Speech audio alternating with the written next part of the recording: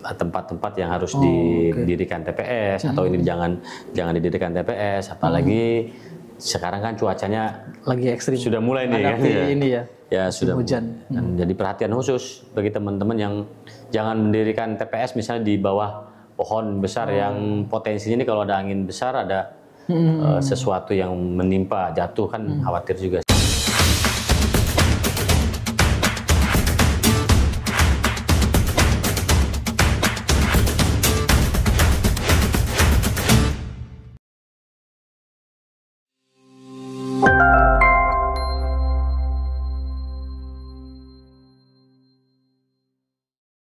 Assalamualaikum warahmatullahi wabarakatuh. Sobat Kabar Banten, bertemu lagi bersama saya Irfan Muntaha dalam program Bincang Pilkada 2024. Nah, kali ini saya akan berbincang bersama anggota KPU Kabupaten Serang membicarakan terkait bagaimana penyelenggaraan Pilkada 2004 di Kabupaten Serang. Sudah hadir bersama saya Bapak Muhammad Asmawi, anggota KPU Kabupaten Serang. Assalamualaikum warahmatullahi wabarakatuh. Waalaikumsalam warahmatullahi wabarakatuh. Mana kabar? Sehat, Bang? Alhamdulillah. Alhamdulillah. Saya mendengar teman-teman di KPU semakin padat ini kegiatannya. Semakin padat, betul. Semakin padat, tentu jadwal juga mungkin semakin tidak menentu ini. Semakin tidak menentu. Tapi mudah-mudahan teman-teman KPU di Kabupaten Serang tetap dalam keadaan sehat dan sukses menjalankan Pilkada 2024, Bang ya. Ya. Baik.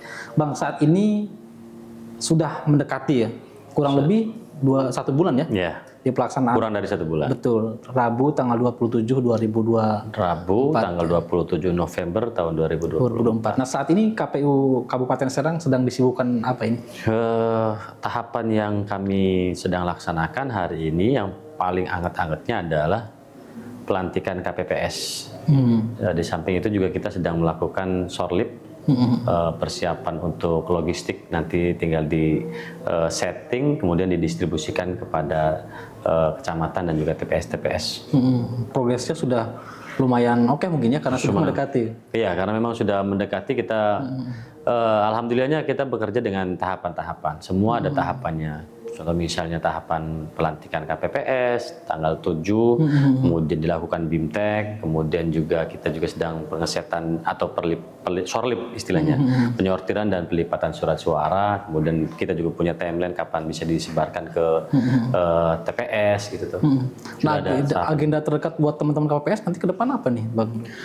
Depan sih kegiatan karena baru tadi dilantik, kemudian KPPS ini akan dibekali oleh PPS. Oke, PPS itu tingkat desa ya. KPPS kan tingkat TPS ya. Nanti itu akan dibekali, akan di BIMTEK istilah kita itu terkait pengetahuan bagaimana tata cara pemungutan dan penghitungan suara agar nanti pelaksanaan pada tanggal 27 November itu semuanya sesuai dengan aturan dan regulasi yang ada. Kenapa kemudian harus dibekali? Karena kan sebenarnya kan mereka mungkin juga bagian daripada pemain di pemilu kemarin ya, KPPS, atau memang kalau di kita itu walaupun memang bukan pemain, aslinya yang sudah berpengalaman. Betul, berpengalaman kayak pemain bola ini. Karena sudah berpengalaman di pemilu, misalnya sekarang kan pilkada. Betul. Artinya pemilu dan pilkada kan otomatis berbeda ya, undang-undangnya berbeda. Kemudian juga surat suara juga berbeda, sehingga perlu ada penyesuaian dan juga transfer pengetahuan terkait perbedaan-perbedaan tersebut. Jadi walaupun memang sudah berpengalaman, kami anggap bahwa semuanya harus kami BIMTEK supaya menyamakan persepsi dan pengetahuan di teman-teman KPPS. Tantangannya juga mungkin berbeda ya pemilu dengan pilkada. Tantangan jelas berbeda ya. Karena berbeda yang dipilih lebih. Berbeda. Di pemilu kemarin Pilek-Pilpres kan kita ada 5 surat suara. Untuk pilkada serentak hari ini kita hanya 2 surat suara. Betul. Untuk bupati dan gubernur kan ya. Untuk di provinsi dan kabupaten. Setelah diberikan pembekalan, sebenarnya apa nanti yang akan menjadi tugas teman-teman KPPS ke depan sampai hingga dilaksanakan? Ya nanti sudah KPPS itu kan nanti ada pembagian tugas. Ada KPPS 1, 2, 3 sampai dengan KPPS 7 yang masing-masing itu memiliki tugas dan fungsinya masing-masing. Nah, di situ teman-teman sudah paham apa yang menjadi tugas KPPS 1, kemudian KPPS 2 dan KPPS 3 terkait dengan bagaimana memperlakukan pemilih nanti di hari H, termasuk nanti pemilih disabilitas seperti apa penyikapannya, termasuk bagaimana nanti agar ya intinya sih agar berjalan dengan baik sesuai dengan aturan, sehingga kita butuh memberikan pembekalan BIMTEK kepada teman-teman KPPS. Karena kalau boleh saya disimpulkan, KPPS itu seperti pelayan Bang ya di TPS nanti ya. KPPS itu pelayan calon pemilih kan begitu ya. Panitianya lah, panitia tapi di skala TPS gitu tuh. Kalau kita kalkulasikan Bang, jumlah per TPS itu ada berapa KPPS ya? 7 KPPS dikalikan dengan jumlah TPS lumayan banyak. kalau boleh saya disimpulkan sebagai serapan tenaga kerja juga kalau gitu. Jadi kalau Anu survei hari ini pengangguran berkurang lah kira begitu. Sebulan ini. Sebulan ini. Karena ada perekrutan di sini. Ya, mudah-mudahan saling. Kita senang karena memang kan semakin banyak yang partisipasi untuk menjadi KPPS, kan kami juga ikut senang gitu karena memang mudah-mudahan semakin banyak orang yang terlibat, partisipasinya semakin tinggi. Oke, KPPS juga memang dilibatkan agar partisipasi. Iya, nanti kan ada wawar. Kita di masa tenang itu ada wawar. PPS melibatkan KPPS-nya. KPPS kan nanti memberikan cek pemberitahuan KWK kepada calon pemilih. Itu salah satu sosialisasi terakhir lah ibaratnya. Kalau sebelumnya kan kita sosialisasi yang kalau saya menganggap bahwa sosialisasi pertama kali itu teman-teman jajaran ad hoc itu dilakukan oleh Pantarli. Pantarli kenapa saya katakan sosialisasi paling pertama dan langsung ke pemilih? Karena memang pada saat dilakukan pencoklitan oleh Pantarli, masyarakat diminta untuk menunjukkan KK dan KTP. Kemudian kan pasti ditanya, buat apa ini? Pantarli kan memperkenalkan, ini saya petugas pemutahiran data dari KPU. Nanti jangan lupa tanggal 27 akan dilaksanakan pilkada serentak. Itu kan sudah bentuk sosialisasi dan itu hampir bisa kami pastikan setelah dilakukan pendataan itu kan setiap rumah ditempeli tempel stiker. Itu bentuk sosialisasi juga sampai dengan nanti diberikan cek pemberitahuan KWK itu. Sangat berat juga ya proses ke depan. Ya, sedang lah. Tapi yang lebih penting catatan kita bersama Bang, di tahun-tahun pilkada atau pemilu sebelumnya kan tercatat bahwa banyak teman-teman dari KPPS itu meninggal dunia ya karena berbagai soal. Nah ini apakah ada antisipasi sebelumnya begitu dalam proses rekrutmennya atau seperti apa? Kalau ya mudah-mudahan sih tidak terjadi di pemilu-pemilu sini ya. Sejujurnya memang saya sempat juga ceritakan di beberapa kesempatan. Ini bukan berlebihan atau lebay ya. Saya sempat nangis kalau mengingat kemarin pemilu ada beberapa teman-teman kita, sahabat-sahabat kita di KPPS di Pabuaran waktu itu saya dapat kabar bahwa sakit gitu tuh beberapa, dan saya memang batin saya tuh merinding kok begitu gitu saking capeknya. Sementara kita juga kan semua mungkin jajaran baik itu dari KPU Kabupaten, PPK, PPS pasti semuanya capek. Nah terlebih waktu itu kan memang jajaran KPPS yang penghitungannya dilakukan penghitung sampai larut malam. Nah maka untuk mengantisipasi salah satunya kan saya sering mengingatkan tadi juga waktu BIMTEK KPPS juga sering saya ingatkan, setelah tanggal 26 November itu pendirian tenda, teman-teman kami harapkan, kami mohon untuk tidak begadang. Jadi tidak begadang sehingga tanggal 27-nya jam 7 itu dibuka pemungutan suara itu fresh. Nah kalau memang mau istirahat, gunakan waktu istirahat itu, jangan terlalu diporsir tenaganya. Kalau capek ya istirahat. Nah mudah-mudahan dengan pola-pola begitu bisa mengurangi yang tadi disampaikan. Yang selanjutnya juga mudah-mudahan pilkada ini kan tidak sama dengan pemilu ya. Artinya kalau pemilu kemarin itu kita menghitung 5 jenis pemilihan, betul. Kalau di pilkada ini kan 2 jenis pemilihan saja, sehingga mudah-mudahan secara waktu bisa dipersingkat. Tidak ada pengurangan waktu jika dibandingkan dengan pemilu kemarin. Ya, harusnya ya Karena memang kan tadi dari 5 jenis pemilihan menjadi 2 jenis pemilihan. Cuman bedanya kalau di pemilu itu DPT maksimal 300 misalnya, kalau di ini kan 600. Ada penambahan DPT yang berdampak pada pengurangan TPS. TPS ya. Baik. Mudah-mudahan teman-teman KPPS kuat menjalani, Kuat, insya Allah. sukseskan pilkada, dan Sobat Kabar Banten juga jangan lupa mendoakan. Bicara soal KPPS ini tidak lepas dari soal TPS, Bang ya. Ya. Nah, apakah mereka juga secara mandiri akan mendirikan TPS sendiri begitu? Betul. Semua KPPS nanti mendirikan TPS lah ya. Masing-masing KPPS. Masing-masing KPPS. Ya biasanya di tanggal 26. Tanggal 26 itu didirikan TPS, dan kita memang sudah membekali bagaimana tempat-tempat yang harus didirikan TPS, atau ini jangan didirikan TPS, apalagi sekarang kan cuacanya lagi ekstrim. Sudah mulai nih kan ini ya. Ya sudah hujan. Dan jadi perhatian khusus bagi teman-teman yang jangan mendirikan TPS misalnya di bawah pohon besar yang potensinya ini kalau ada angin besar, ada sesuatu yang menimpa, jatuh kan khawatir juga, sehingga teman-teman KPPS juga harus sering kita berikan arahan, saran supaya menggeser tempatnya jangan di situ. Dengan BPBD mungkin KPU sudah berkoordinasi juga. Kita dengan stakeholder sudah koordinasi. Termasuk kita juga membaca perkiraan cuaca, Pak. Apakah di tanggal 27 itu hujan atau tidak, bagaimana? Bahkan sebelum hari-hari itu kita sudah koordinasi terkait dengan pendistribusian logistik juga kan.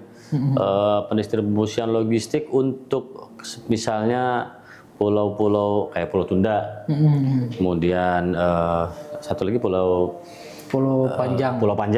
Ya, itu kan kita juga karena pakai perahu gitu kan, harus diperhatikan cuaca juga, dan itu kami butuh informasi itu. Mungkin dipercepat atau didahulukan. Kalau diperlambat kan nggak mungkin. Iya, didahulukan. Diperlambat pemilunya udah beres baru dikirim logistik, jangan. Bicara soal TPS ini, Bang. Kalau belajar dari pemilu sebelumnya kan beragam keunikan ya di TPS. Apakah itu juga menjadi bagian yang dihimbau kepada teman-teman KPPS gitu? Karena biasanya menarik juga. Menarik. Memang kalau kita sih pengennya begitu. Bagaimana caranya teman-teman KPPS ini kan punya inisiatif, punya cara untuk bisa mengajak masyarakat datang ke TPS. Nah, caranya kan ya punya cara masing-masing lah bagaimana. Ya kalau kita lihat di daerah-daerah lain kan ada yang seragam SD, ada yang pakai batik. Pokoknya mah kami juga pengennya begitu.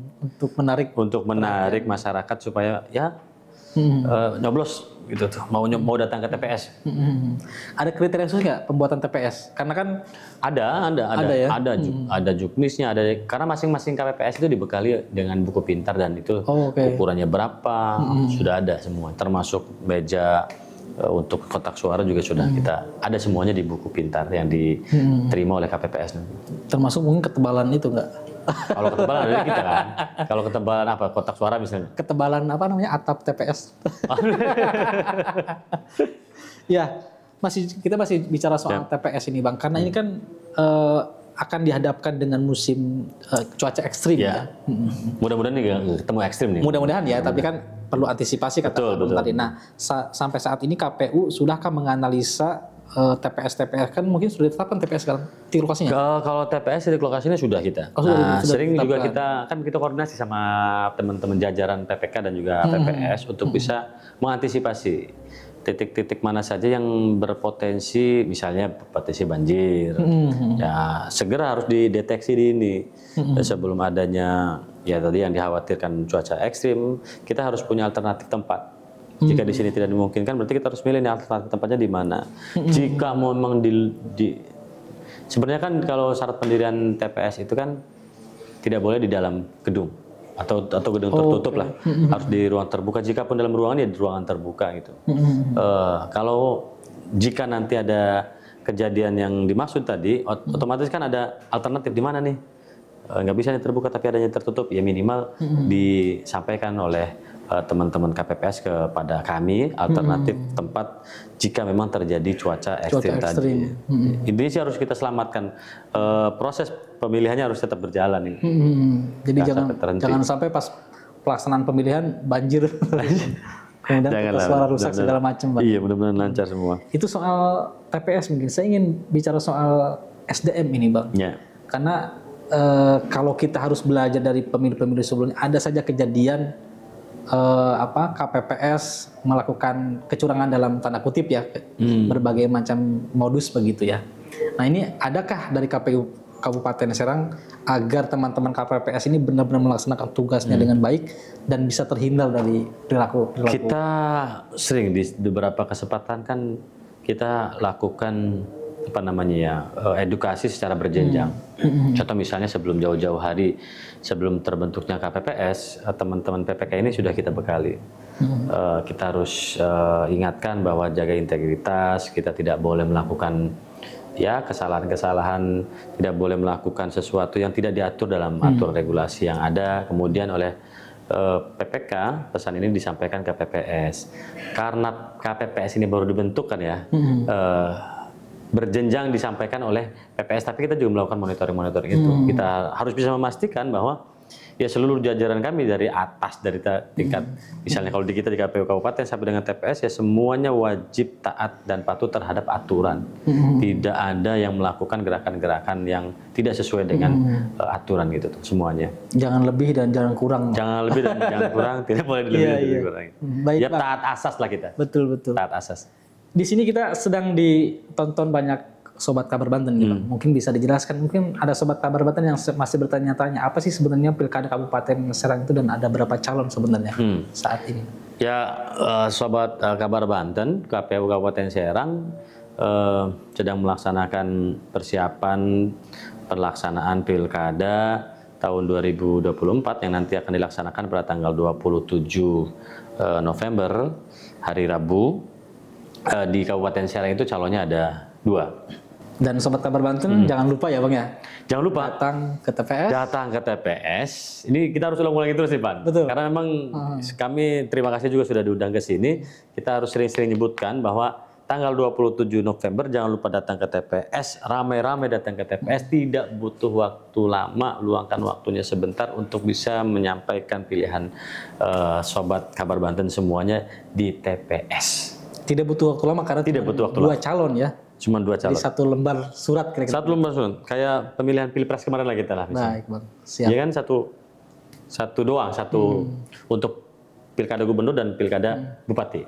Jadi kira-kira butuh waktu hanya sekitar berapa menit? 5 menit. Kalau di jingle kita itu 5 menit ya. 5 menit untuk 5 tahun. Jadi cukup lah waktunya. Kalau untuk mengejar buat masak gitu. Ya kalau dipotong jalan kaki atau ngantrinya bisa lebih. Tapi di TPS-nya ya mudah-mudahan cuma 5 menit. Baik Bang Asami, terima kasih atas waktunya sudah hadir di podcast Kabar Banten. Dan sekali lagi saya mengajak Sobat Kabar Banten untuk sama-sama menyukseskan pemilihan Bupati dan Wakil Bupati Kabupaten Serang pada Rabu 27 November 2024. Terima kasih Bang. Terima kasih, kita sudah diundang oleh Kabar Banten, Kang Irfan. Sama-sama. Mudah-mudahan di kesempatan yang berbeda kita bisa jumpa lagi. Amin. Dan Sobat Kabar Banten mendoakan teman-teman penyelenggara KPU Kabupaten Serang, teman-teman PPK dan KPPS sukses menjalankan Pilkada Kabupaten Serang 2024. Amin.